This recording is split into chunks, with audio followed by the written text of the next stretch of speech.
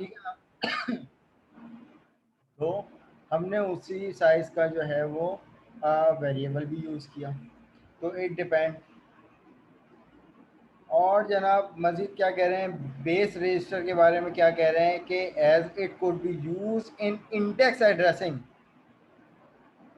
ठीक है, इसका ये काम है, इंडेक्स एड्रेसिंग। यानी अगर आप किसी का भी बेस एड्रेस इस्तेमाल करने जा रहे हो, देखो नॉर्मली वैल्यू तो ये भी हैंडल करेगा, लेकिन हर रजिस्टर का अपना एक स्पेसिफिक भी वर्क है। अब इसकी मिसाल तो इस तरीके से लेते हैं ना कि यार मुझे ये वाला काम भी आता है, लेकिन मेरी स्पेशलिटी इस काम में, ठीक है, मेरा मकसद इस काम के लिए, वरना मैं ये वाला काम भी कर सकता हूँ, लेकिन स्पेशलिटी मेरा मकसद ये। तो इसी तरीके से एक्यूमुलेटर में हम जनरली वैल्यू स्टोर भी कर सकते हैं, जो कि इनपुट और आउटपुट के तौर पर भी इस्तेमाल होती है। देखो इनपुट से मुराद ये है कि जनाब हमने वैल्यू स्टोर करवाई, आउटपुट का मतलब ये है ये कि भाई आउटपुट तो इससे आ रहा है ना, तो ये किसको रीड कर रहा है, एक्यूमुलेटर रजिस्टर को यू रीड कर रहा है। तो इनपुट आउटपुट के लिए इस्तेमाल होता है एक्यूमुलेटर। बेस रजिस्टर का अपने भी एक पर्पज़ है, वो ये है। जबकि आप नॉर्मली कैलकुलेशन इसमें भी कर सकते हो, लेकिन बात यहाँ पे इनपुट, यूज़र से इनपुट लेने की या आउटपुट डिस्प्ले करने की बात आएगी, तो आपको वो वैल्यू EBX से मूव करवानी पड़ जाएगी EAX में। ठीक है ना, यानी अगर ये वैल्यू यहाँ पर EBX रजिस्टर होता और के बाद EBX में वैल्यू जाती है और यकीनन यहाँ पर क्या होता, मल्टीप्लाई AX। लेकिन अगर मैं यहाँ पर इसको आई मल करके EBX कॉमा के करके X देता, तो यकीनन दोनों में मल्टीप्लिकेशन भी हो जाती और डेस्टिनेशन के अकॉर्डिंग इसमें मल्टीप्लिकेशन की वैल्यू भी चली जाती। लेकिन ये किसकी वैल्यू को प्रिंट करवाता, ये जनाब ये X की वैल्यू को प्रिंट करवाता। तो फिर हमें इस इंस्ट्रक्शन के बाद एक और इंस्ट्रक्शन देनी पड़ती, वो कौन सी, कि मूव EAX में EBX की वैल्यू को मूव कर। ये बात सबको समझ में आ रही है भाई? तो ये वाला काम हमें करना पड़ता, तो हमने क्यों ना ये वाली इंस्ट्रक्शन एक एक्स्ट्रा आ जाती, तो हमने इस्तेमाल ही ऐसे किया। लेकिन क्लास आगे जाके कॉम्प्लेक्स आपके पास कैलकुलेशन आ जाएगी, जिसमें जिसमें आपको खुद ही मैनेज करना है रजिस्टर्स और वेरिएबल्स, कि कौन सा वेरिएबल किस जगह पे सूटेबल है। और ये भी देखना है कि जनाब अगर ये दोनों वैल्यू आपस में कैलकुलेटेड होके किसी और रजिस्टर में जा रही हैं, तो यहाँ पर मेक श्योर करना है कि इसका रिजल्ट या EAX में तो नहीं है। अगर EAX में हो और यहाँ पर भी अगर आपने इस कैलकुलेशन के लिए EAX दिया, तो आपकी कैलकुलेटेड जो इम्पोर्टेंट वैल्यू है वो ओवरराइड होके ये बन जाएगी। तो इस चीज़ को मेक श्योर करना है आप लोगों ने खुद एक्सप्रेशन को सॉल्व करते हुए, राइट। तो जहाँ अभी तक जो बात हुई थी वो बात हुई थी मल्टीप्लिकेशन में, लेकिन जनाब यहाँ पर एक कॉन्सेप्ट और भी हमें मिलता है। अगर हम लोग बात करते हैं डिवीजन के अकॉर्डिंग, ठीक है ना, तो सबको पता है कि भाई डिवीजन क्या होता है, एक दूसरे से दो नंबर आपस में डिवाइड होते हैं, और डिवाइड में भी कुछ कहानी चल रही होती है। ज़रूरी नहीं है कुछ नंबर एक दूसरे से परफेक्ट डिविजिबल होते हैं, और कुछ नंबर जो हैं जनाब वो क्या होते हैं, परफेक्ट डिविजिबल नहीं होते। ठीक है, तो अब यहाँ पर एक छोटी सी एग्जाम्पल लेते हैं कि कहानी किस तरीके से चल रही होती है, चाहे वो मल्टीप्लिकेशन हो या डिवीजन हो।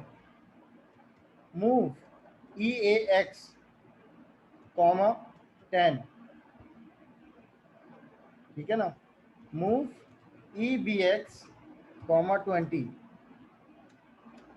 और एक इंस्ट्रक्शन मैं यहाँ पर मूव दे रहा हूँ, डिवाइड EBX।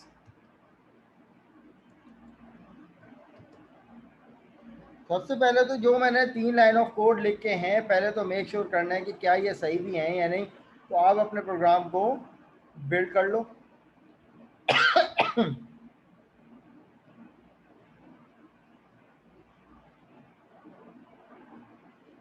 ठीक है भाई, इसको कोई एतराज़ नहीं है।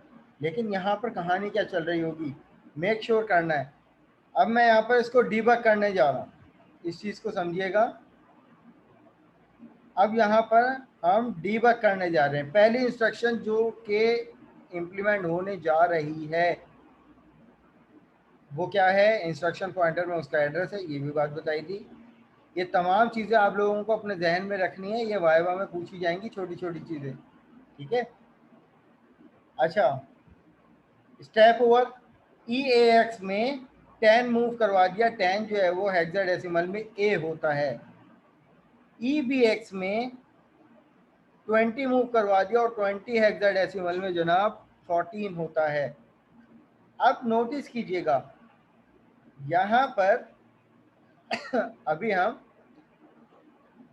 देख रहे हैं कि EDX में भी कुछ ना कुछ पड़ा हुआ है, लेकिन जब मैं डिवाइड की इंस्ट्रक्शन इंप्लीमेंट करूंगा तो ये एक्सेप्शन इसने दे दी।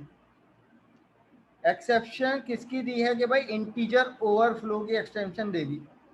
वो इसलिए दी है जनाब कि अभी यहाँ पर नोटिस कीजिए EDX, मैं EDX का नाम क्यों ले रहा हूँ, मैं ECX का भी तो नाम ले सकता था। जब भी कैलकुलेशन में वैल्यू ओवरफ्लो हो जाए, यानी रजिस्टर के साइज से भी ऊपर हो जाए, तो याद रखिएगा AX, EAX और EDX मिलकर उसको हैंडल करते हैं, राइट। तो अब ये एक्सेप्शन ना आए इसके लिए मुझे एक सबसे पहले क्या करना पड़ेगा, यानी EDX को के पूरे रजिस्टर को क्या करना पड़ेगा, 0 करना पड़ेगा मुझे। अच्छा, ये बात रिपीट कर दूं, चलो अभी मैं रिपीट कर देता हूँ दोबारा, ठीक है ना। अभी तो पहले हम ये वाली डिवाइड की एग्जांपल देखो, उसके बाद मैं दोबारा से मल्टीप्लाई पे आऊँगा, तो ये बात और क्लियर हो जाएगी, ठीक है ना मेरा। अच्छा, हमने दो इंस्ट्रक्शन लिखी और उसके बाद तीसरी इंस्ट्रक्शन में क्या किया कि जो पूरा रजिस्टर EDX था उसको हमने रिमूव कर, मतलब 0 से असाइन कर दिया, यानी उसकी पूरी वैल्यू जो है वो 0 हो जाएगी। 0 होने के बाद अब दोबारा हम डीबग करते हैं इसको। डीबग कर स्टेप ओवर, A की वैल्यू EAX में, B की वैल्यू 20 EBX में, देन उसके बाद हमने EDX को कर दिया 0। अब 0 करने के बाद क्लास यहाँ पर जैसे ही मैं अब यहाँ पर डिवाइड कर रहा हूँ ना, तो सबसे पहले तो आप यहाँ पर ये देख लीजिए कि डिवाइड का रूल भी मल्टीप्लिकेशन की तरह है, कि यहाँ पर मैंने सिर्फ इसको सोर्स दिया है, डेस्टिनेशन डिवाइड इंस्ट्रक्शन में फिक्स होती है, प्री डिफाइन होती है, विच इज EAX। इस चीज को मेक श्योर करो कि ये चीज सबको समझ में आ गई कि डिवाइड में डेस्टिनेशन यस मल्टीप्लाई सर। तरह क्या है, फिक्स है। जबकि मैंने यहाँ पर नहीं लिखा, ये क्या है, इसने कंसीडर किया एक आर्गुमेंट एज अ सोर्स, इसको कंसीडर किया, जबकि डेस्टिनेशन फिक्स है। तो इस बात से हमें ये समझ में आ रही है कि जनाब डिवीजन में हमें EAX का रजिस्टर यूज करना हम पे वाजिब है इस इंस्ट्रक्शन में। क्या ये बात हजम होती है या मैं गलत यस कह सर। रहा हूँ? तो अब इससे हमें ये बात समझ में आती है कि भाई डिवीजन में हमें डिवीजन के तौर पर, डिवीजन के time, at the time of division हमें EAX का रजिस्टर जो है वो खाली चाहिए, या उसमें भले से कोई भी वैल्यू हो लेकिन वो वैल्यू हमारे काम की ना हो, लेकिन जब डिवाइड करें तो हमें उसमें डिवाइड की वैल्यू चाहिए, ठीक है। हाँ, EDX की बात मैं समझाता हूँ। अभी अभी तो ये दो नंबर आपके सामने हैं, नजर आ रहे हैं कि भाई 10 जो है वो डिवाइड होगा 20 से, तो क्या रिमाइंडर बचेगा कुछ?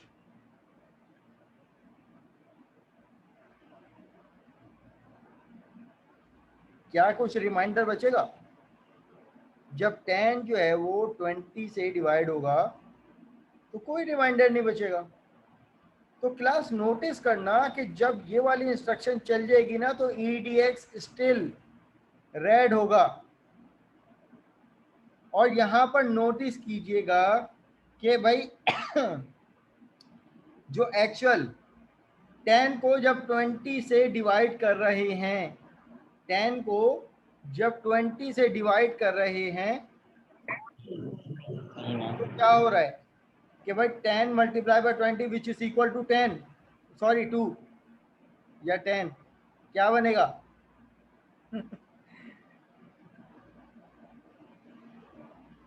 10 which is divided by 20, E B X 20 है ना।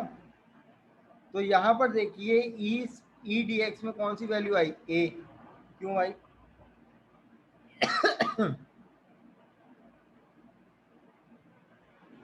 अच्छा 10 आई है। यहाँ पर 10 वैल्यू आएगी, कौन इस शक में 10 वैल्यू आएगी?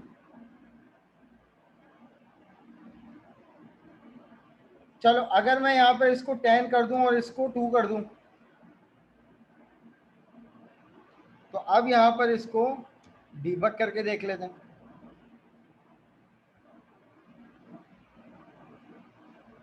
Step over then EDX 0। अब यहाँ पे ये देखिए अच्छा अब यहाँ पर देखिए क्या कहानी हो रही है कि भाई EBX में मेरे पास क्या था? 2 था, और EAX में क्या था? मेरे पास 10 था। अकॉर्डिंग टू दिस इंस्ट्रक्शन ये है 10, ये है 2, तो 10 which is divided bye 2 and जो भी आंसर आ रहा है वो किस में जा रहा है? तो अब इसी तरीके से अगर मैं यहाँ पर इसको अगर मैं यहाँ पर इसको 20 कर दूं और यहाँ पर इसको 10 कर दूं, तो अब हमारे पास आंसर जो है वो प्रॉपर मैनर पे आना चाहिए कि step over step over step over then step over.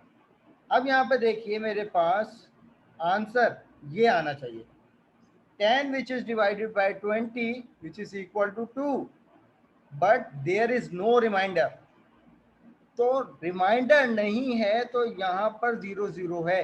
तो याद रखिएगा जब भी दो नंबर आपस में डिवाइड होते हैं ना, रजिस्टर में पहली बात कोई पॉइंटिंग की वैल्यू आती नहीं है, क्योंकि हम असेंबली लैंग्वेज पे काम कर रहे हैं, कोई हाई लेवल लैंग्वेज पे काम नहीं कर रहे।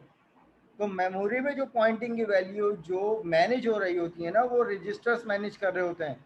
अब अगर मिसाल के तौर पर मैं यहाँ पर अब 20 की जगह 21 कर दूं, तो यकीनन कोई ना कोई रिमाइंडर तो बचेगा ना। क्या रिमाइंडर बचेगा? क्या रिमाइंडर बचना चाहिए भाई? 10 which is divide by 21, 1 divide remainder बचना चाहिए। तो जनाब 1 का जो रिमाइंडर होगा ना वो EDX में जाएगा, और एक्चुअल जो वैल्यू होगी, कोफिशिएंट होगा, यानी जो एक्चुअल जो आंसर होगा वो EAX में जाएगा। तो अब यहाँ पर हमें ये बात समझ में आती है, ये देखिए जैसे मैंने डिवाइड किया तो 10 के टेबल में 21 नहीं आता, इससे छोटा आता है। 20 कितने टाइम्स आता है? 2 टाइम्स आता है, बट रिमाइंडर कितना बचा? 1। अब आपको एक टास्क ये दिया जा सकता है कि जनाब दो नंबरों को आपस में क्या करो, डिवाइड करो, और उसका रिमाइंडर और उसका एक्चुअल आंसर जो है वो दोनों प्रिंट करवा के दिखाओ। तो अब ये मुझे बताइए, हाउ इज इट पॉसिबल? क्या ये टास्क आसान हो गया या नहीं? सीधा सीधा अब मैं चाह रहा हूँ कि भाई मुझे इन दोनों वैल्यू का रिमाइंडर भी प्रिंट करवाना है और एक्चुअल आंसर भी प्रिंट करवाना है। तो जनाब मैं क्या करूँगा? एक्चुअल आंसर तो EAX में आ गया, तो EAX को EAX मूव में कर आने के देंगे। बाद आप यहाँ पर पहले राइट इंटीजर लिख दो, प्रिंट हो जाएगा, और उसके बाद जो मूव कर दो EAX में EDX की वैल्यू, और दोबारा से आप यहाँ पर कॉल राइट इंटीजर कर दो। क्या ये काम करेगा या नहीं? करेगा सर। सही है। तो ये बात, ये वाला टास्क भी हमारा मुकम्मल हो गया कि भाई आपने दो नंबरों को आपस में डिवाइड करवा दिया। तो पहले प्रिंट होगा जनाब आपका रिमाइंडर। अब मैं चाह रहा हूं कि भाई मुझे लाइन ब्रेक भी हो जाए मेरे पास, तो कॉल CRLF, ये आप मेथड कॉल कर लो। एरवाइन का बिल्ट इन मेथड है कैरिएज रिटर्न लाइन फीड का। तो ये आपको पहले जो वैल्यू प्रिंट करवाएगा वो आपका एक्चुअल आंसर होगा, सही है। और उसके बाद ये होगा रिमाइंडर। तो यहाँ पर पहले बिल्ड कर लेते हैं इसको।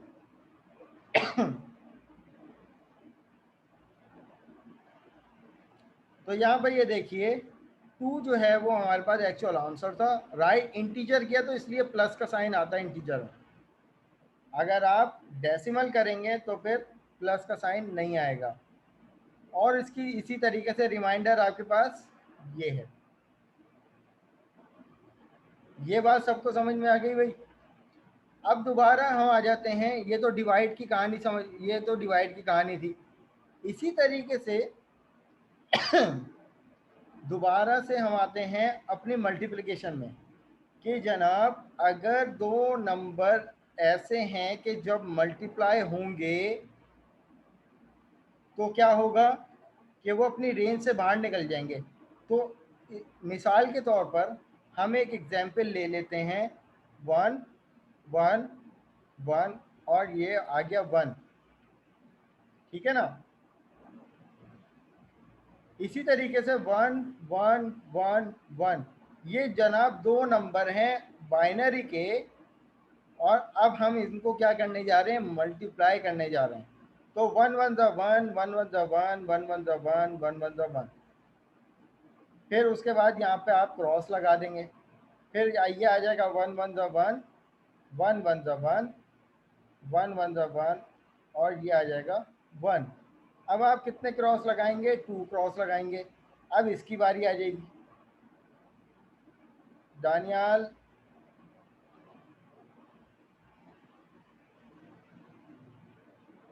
देख लिया करो किसी के बच्चे के पास कोई एक्सेस तो नहीं आई है तुम्हारा।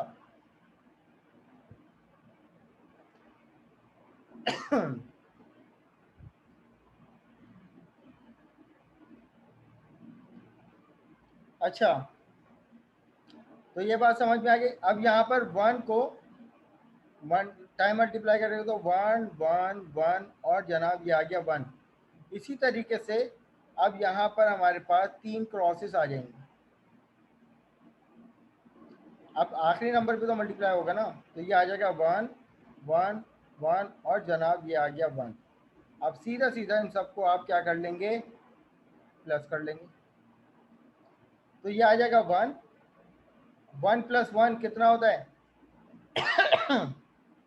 1 + 1 कितना होता है 1 0। तो ये आ जाएगा मेरे पास 0 और ये आ जाएगा कैरी।